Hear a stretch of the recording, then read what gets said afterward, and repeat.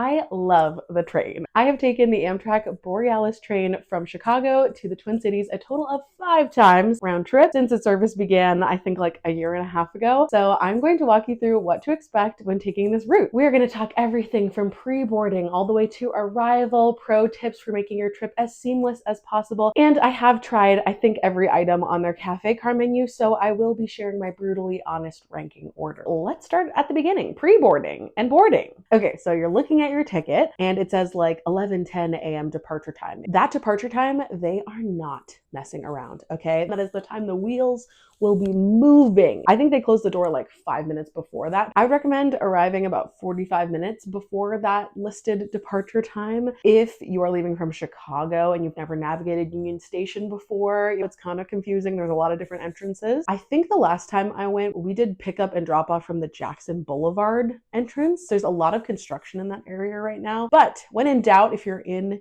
Chicago, you're at Union Station, find the Great Hall, okay? In the wintertime, there's a lovely Christmas tree. It's huge, so hard to miss. And there are usually Amtrak employees in the Great Hall, so you can always ask for help there or just ask other passengers. That is where they're going to announce your train. Over the loudspeaker, it'll be like, Amtrak Borealis now boarding. Definitely know the name of the route. And there also is like a number associated with the route, 1333 or 1340 for the Borealis, depending on like which direction you're going. And sometimes they use that number to refer to the train. Just like a little tip is to know that number that's also on your boarding pass. They announce that your train is boarding. You go follow the swath of people that are going in one direction. There's a huge line. Now, about the line. Sometimes people line up before they have announced that your train is ready. And guilty. I've done it as well. Some people I think line up early because if they've got like a big group and they're like worried about being able to sit together, if it's a very busy time of year and the train is going to be full. Around the holidays, the train is always full, like every seat taken. But I don't think that's necessary because a lot of times I've seen conductors going around the train and like moving people around. They do the shuffling for you. So I don't think you need to line up early just to make sure you get the seats, but I'm just telling you that some people do. So the line starts moving. You are moving towards your train. And the past few times I have gone, they have had an Amtrak employee like right next to the train. Right before you get on a train car, you tell the Amtrak employee which destination you're going to, and then they'll tell you which car to board. So I think they're trying to keep people together that are sort of going the whole 8-hour ride. They only open certain doors on certain destinations. Oh my God, I could talk about the train all day. So you're gonna get on whichever train car they tell you to get on. Most recently, I've seen the trains that have 2 levels. So there's like a teeny little staircase. Keep that in mind if you have really big luggage. And there's a luggage storage section right when you get on the train on the lower level. You could also carry your luggage all the way up, and there's overhead storage above your seat, which is what I usually do. Now, the 8-hour train ride. So the first few times I rode the train, it was a different layout. They used to have seating in the cafe car, which is really sad because it was really fun. Most recently, they've been doing these trains that are like 2 levels. So the bathrooms are all on the bottom level and there is pass-through access on that like upper level. Once you get all settled in your seat, extra leg room, no middle seat, reasons why I love the train. The conductor will come through to get your ticket. I would recommend getting the Amtrak app. I know, another app on your phone, or you could add your ticket to your Apple Wallet as you're getting set up. You don't want to like have to deal with the Wi-Fi and if your email's not loading, whatever. So I would just recommend getting the app. And I forgot to mention, I think I counted and there's like 60 seats within a train car. So yeah, when it's full, 60 people in there. The bathrooms, everyone wants to know about the bathrooms. They're fine. They're fine. They're not cute, but they're fine. That's all I have to say about the bathrooms. Another thing people ask me, there is no observation car on this route. That big, beautiful car that has like windows all over the ceiling and all the sides, like that is not a thing. There's also no roomettes or rooms. It's just coach seats through the whole train. Another thing I'll say about this 8-hour ride is just, it's beautiful. I know people would say like, oh, it's just flat wasteland, like corn and cows and stuff, but like, I think it's really beautiful.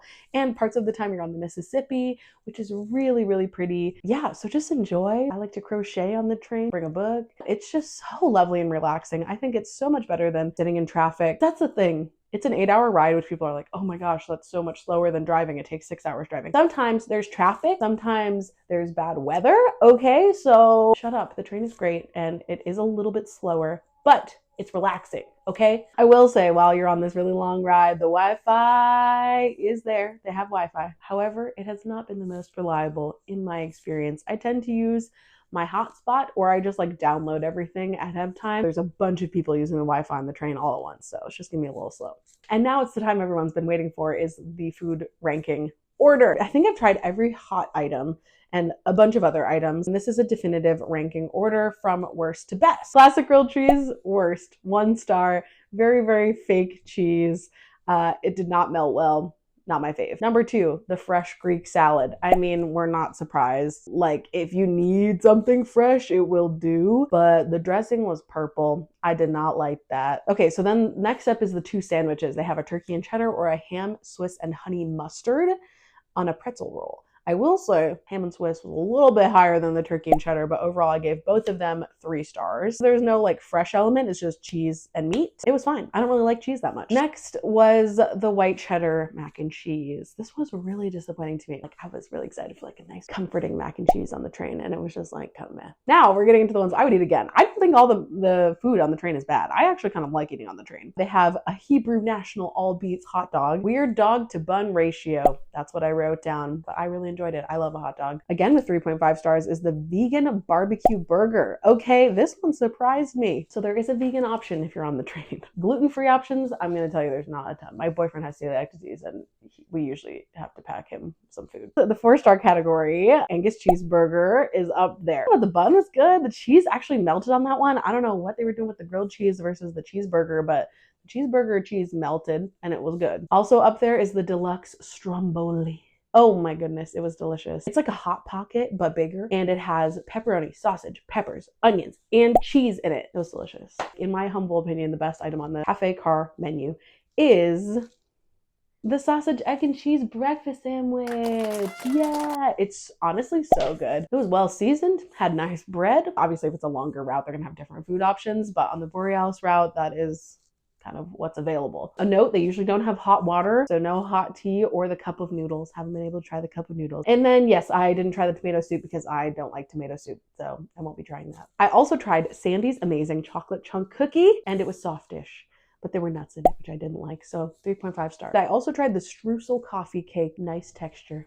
4.5 stars. That is my ranking of all the cafe car items on the Borealis route. Now we've made it to arrival after all of that. Make sure to get up and stretch at some point in there. I've gone on the train before and not gone to the bathroom once, which is not good. You should definitely drink your water while you're on the train. Almost every time I've been on the train, it has arrived late. I would just be a little cautious about maybe scheduling like a really like time sensitive thing right after your train. You know, if your train gets in at like 6:55, I wouldn't do like a 7:30 dinner reservation. Add a little bit of extra time. Rideshare is a little tricky at Union Station. I'm just gonna put that out there. There's only certain entrances and exits that are available. There's all this construction, but again, I think the Jackson Boulevard one is your best bet. I hope I'm not wrong. Oh, and I should have said this earlier, but with that luggage storage that's on the bottom of the car, it's first in, last out. You know what I'm saying? So like if you put your stuff in and then a bunch of people put theirs in, it's in front of your stuff, but then you're trying to get out and yours is way in the back. It's kind of annoying. So that's why I do the overhead storage.